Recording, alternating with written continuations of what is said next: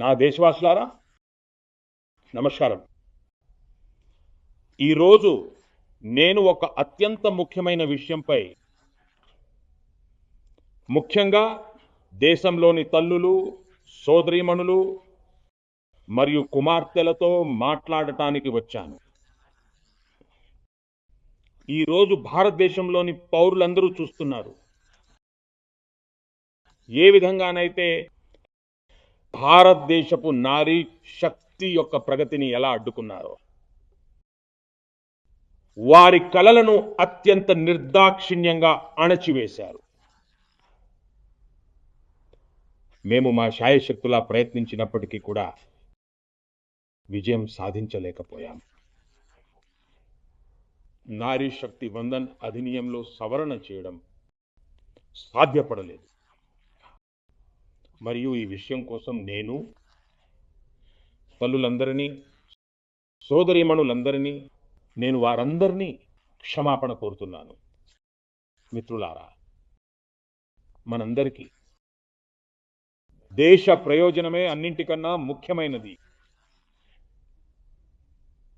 అయితే ఎప్పుడైతే కొంతమందికి పార్టీ ప్రయోజనమే సర్వస్వం అవుతుందో, ఇప్పుడు పార్టీ ప్రయోజనం దేశ ప్రయోజనం కంటే చాలా పెద్దది అవుతుంది. ఆ సమయంలో నారీ శక్తి, దేశ ప్రయోజనం కూడా దీని మూల్యం చెల్లించాల్సి వస్తుంది. ఈ పర్యాయం కూడా సరిగ్గా అదే జరిగింది. కాంగ్రెస్, డిఎంకే, టిఎంసి మరియు సమాజ్వాదీ పార్టీ వంటి పార్టీల యొక్క స్వార్థపూరిత రాజకీయాల నష్టాన్ని ఈ దేశంలోని నారీ శక్తి భరించాల్సి వచ్చింది. మిత్రులారా, నిన్న దేశంలోని కోట్లాది మంది మహిళల దృష్టి అంతా పార్లమెంట్ మీదనే ఉంది. దేశంలోని నారీ శక్తి చూస్తూ ఉంది. నాకు కూడా ఇది చూసి చాలా దుఃఖం కలిగింది.